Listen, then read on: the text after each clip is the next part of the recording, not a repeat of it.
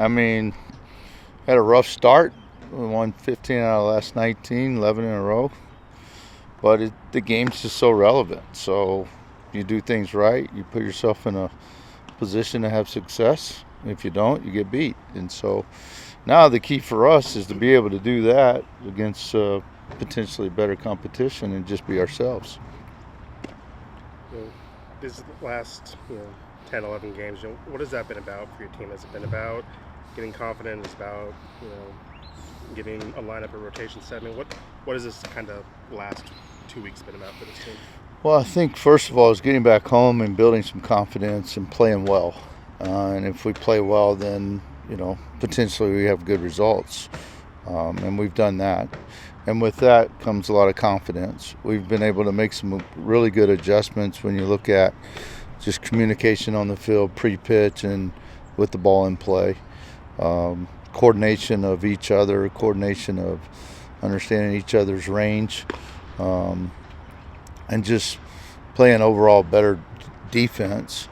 We've done a great job attacking the strike zone for the most part, and when we haven't, we've gotten burned on it. So those are always lessons. But I think more than anything is just this team learning how to win and build their own identity. Starting to see some flow in our offense where guys are doing certain things, guys that bunt can bunt, guys that potentially can run. And so just kind of getting a balance in our offense, and then trying to get our staff to work around basically our 5 best arms and utilize guys in spots around those 5 guys.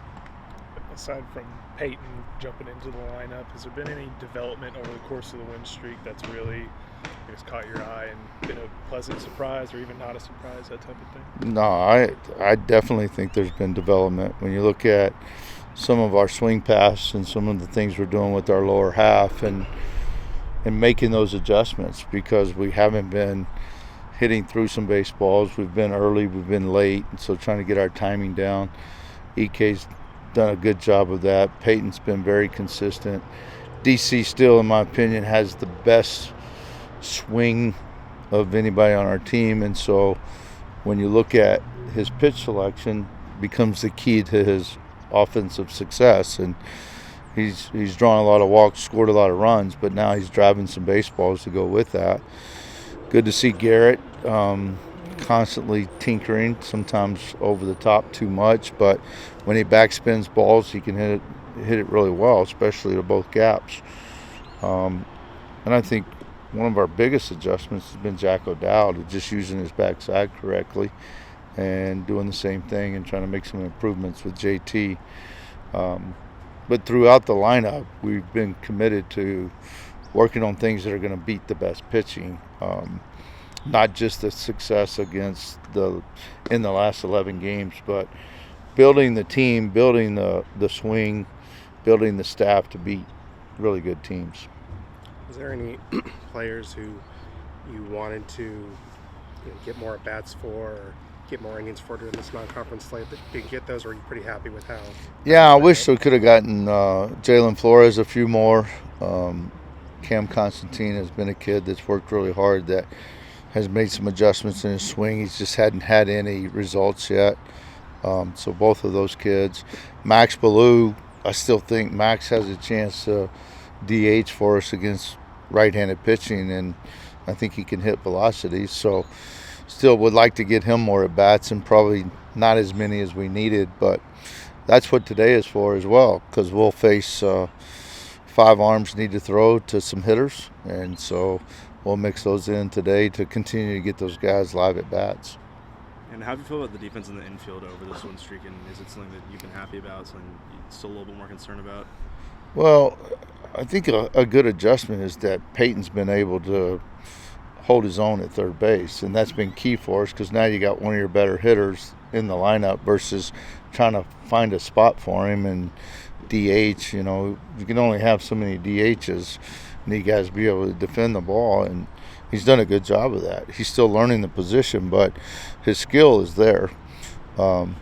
Mitch is settling in, and we feel very confident he's our best infielder, best shortstop. And the key there is that he doesn't have to make the spectacular play.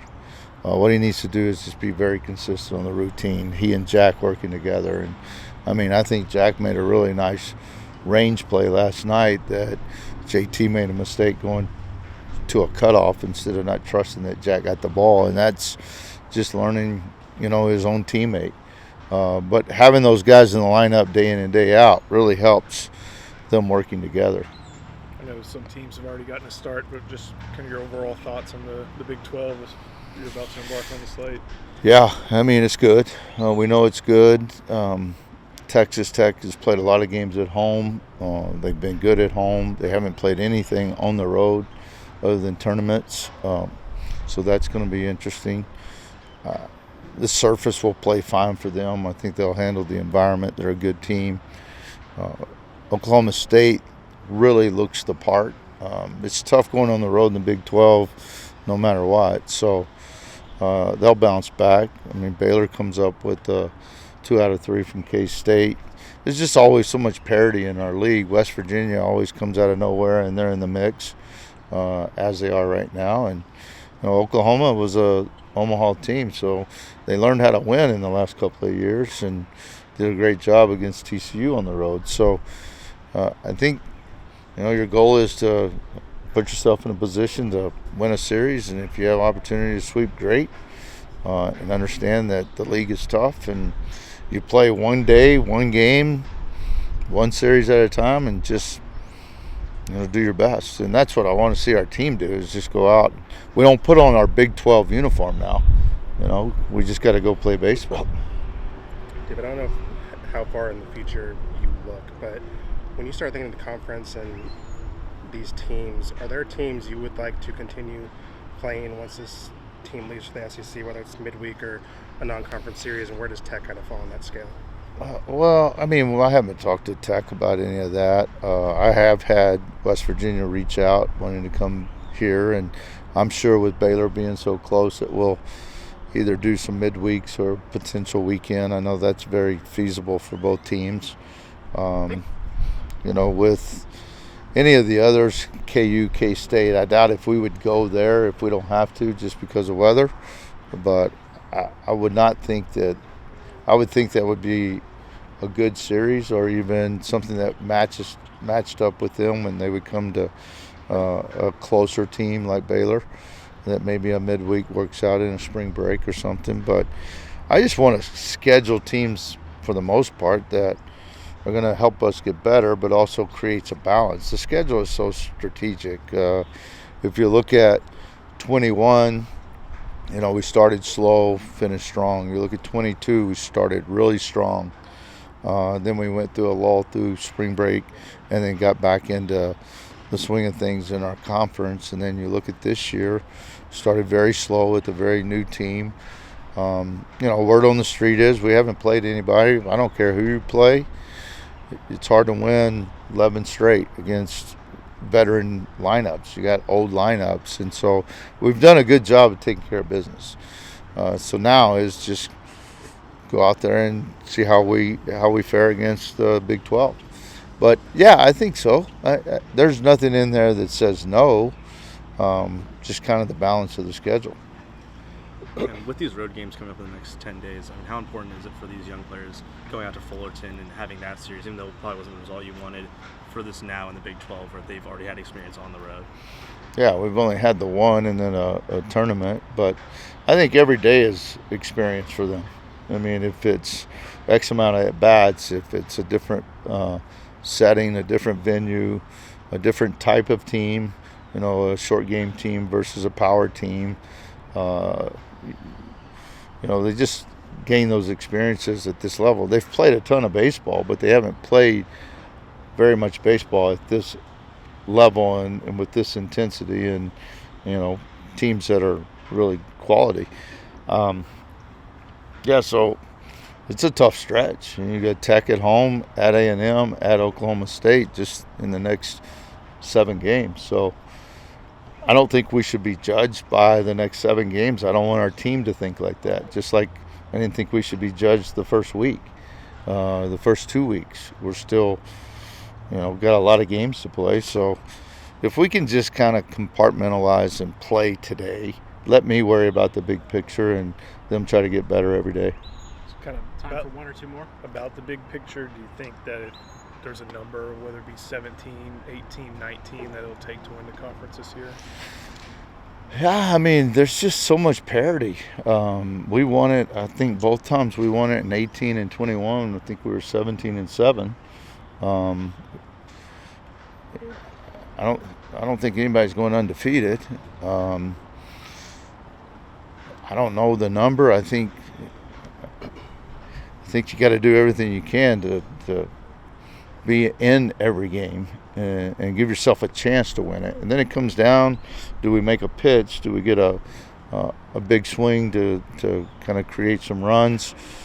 I don't know. I don't know what's going to happen. David, Talk about the outside noise, and Lucas mentioned that to us before. How do you keep that outside the locker room and not let it infiltrate in? You can't. You cannot keep it outside. What you have to do is teach players how to manage it, how to understand the sources, and then realize that what matters is their teammates, their coaches, the people that are in the end that understand what the team is going through in that particular moment, in that day, in that game. And that's where our tight-knit family comes together, where the chemistry is built through the trust in the clubhouse. It's hard to deal with the distractions these days, and you have guys that fail and have to deal with the failure, and we look at it as opportunity to learn. But you look on the scoreboard when you come to hit, and you're hitting 150. So when those numbers change and your confidence changes, or your confidence changes with that, I mean, we want to say don't worry about result, but result eats at you. And so that's how social media and the distractions enter to guys, it affects them. So the best thing they can do is stay out of that, stay out of those environments, stay out of negative environments. You can flip that. You also have to learn how to be able to handle success. I mean, handling success in our game is also a key. You had a player like LeBaron Johnson that he goes out against LSU and pitches lights out. So the assumption is he's going to do it every single time. He's going to strike out 12, give you at least 6 or 7 shutout innings. And that's not fair to him. So learning how to do both is so critical, and our game is such a mind game, and just being able to put your head down, trust your work, trust your teammates, and go play. what are your thoughts on the season Gavin's having, and why did that not work out here? I'll tell you why it didn't work out. For the biggest reason, I was trying to do the right thing. And I sincerely mean that. With the portal being at July 1st a year ago, it puts me, coaches, in a position to go, hey, if we need some help on some money, or if we need to make some adjustments in your scholarship for the time being, then I need to go to you and talk to you about that. If that's not something that's comfortable for you, I want to give you opportunity to go play.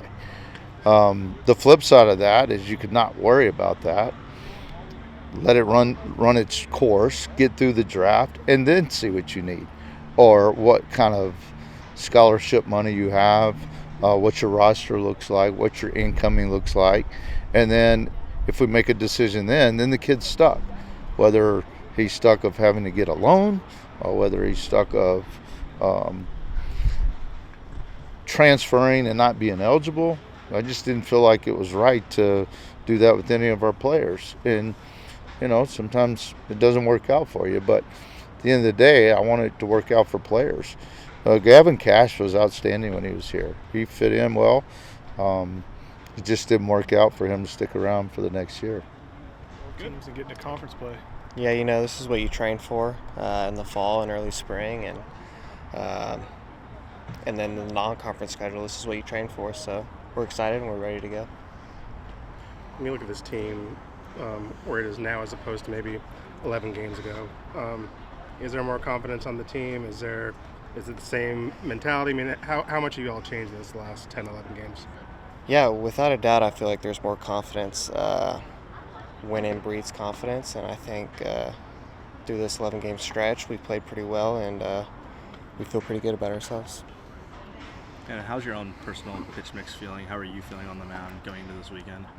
Yeah, every week is a new opportunity to learn, new opportunity to get better, and this is another week for that opportunity. Yes, it is conference, but at the end of the day, it's still the same game, so just excited for the opportunity and go compete. Yourself included.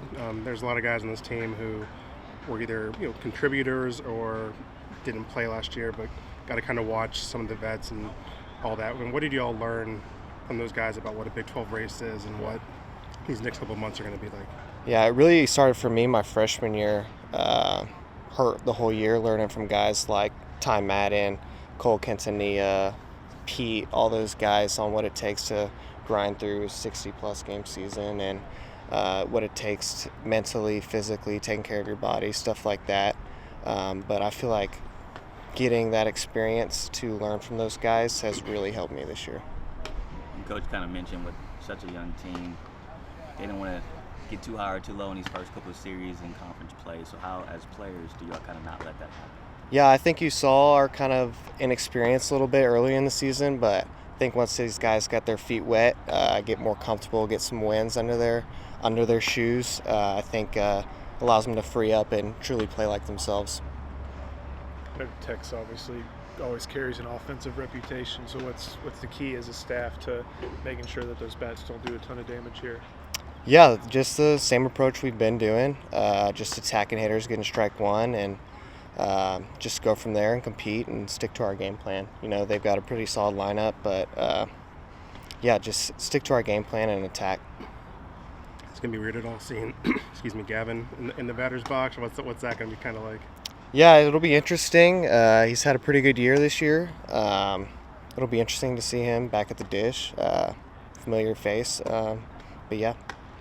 Growing up in the state, I'm sure you have lots of friends who end up going to different schools and stuff like that. What's this kind of run like where you're seeing people and maybe former teammates, in the box facing you? Yeah, it's always that's why you play the game, to play and compete against your friends and people and have that edge.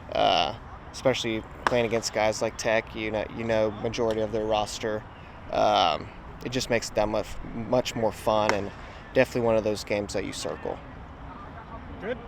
Coach he just talked with us about your ability to play both corner infield spots has helped him with his lineup decisions. But do you have a comfort at one position more than the other at this point?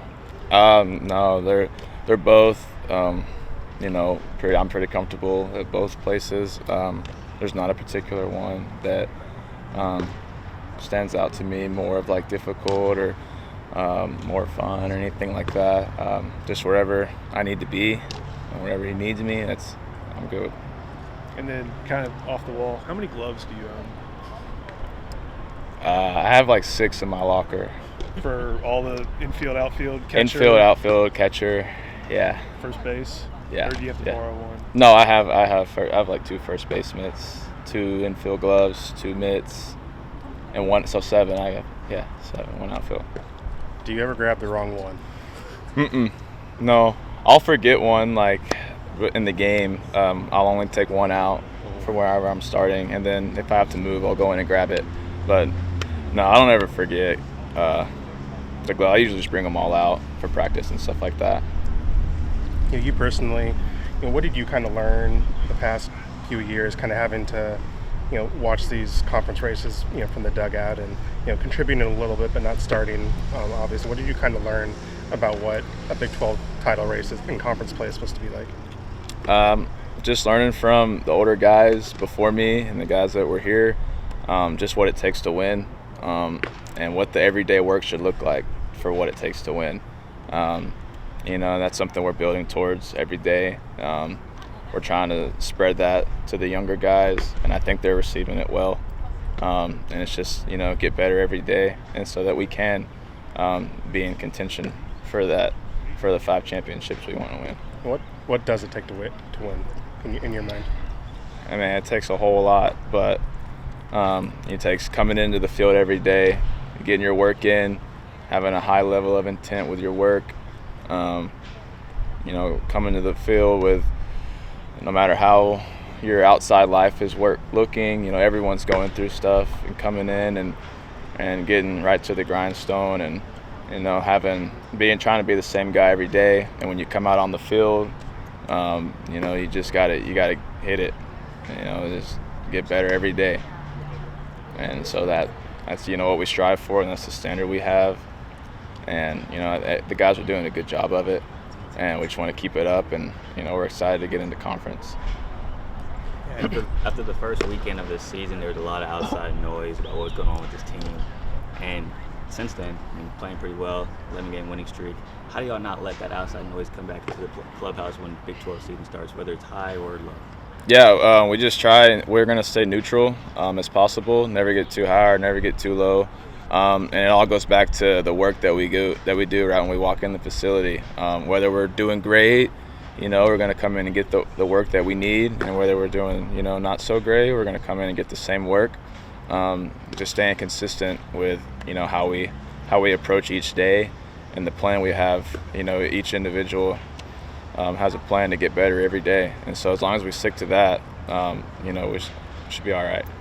And how do you keep the younger guys kind of level-headed, whether it's that sort of happened in the fall, teach them sort of how to navigate this lifestyle, but they've handled it pretty well, and it's just more learning each and every day. But most of the guys are on the same wavelength as far as staying pretty neutral and coming to get the work in, and they know what's expected.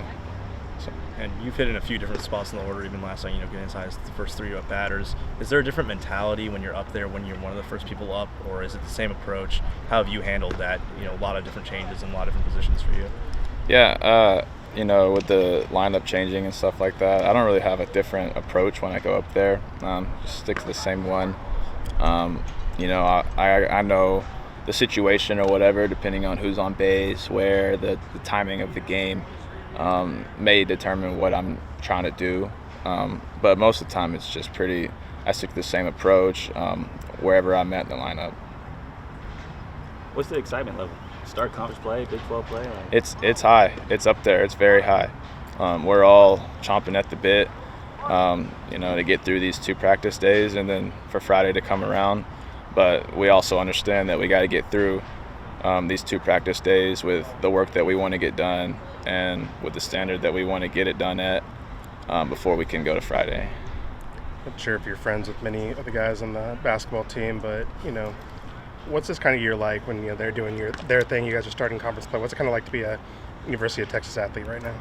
It's awesome. It's always awesome.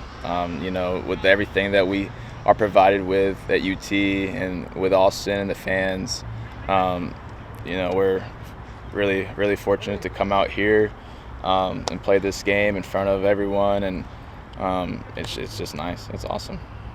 You got 7 gloves. So how many gloves do you own? I don't know, probably 3. I used 1.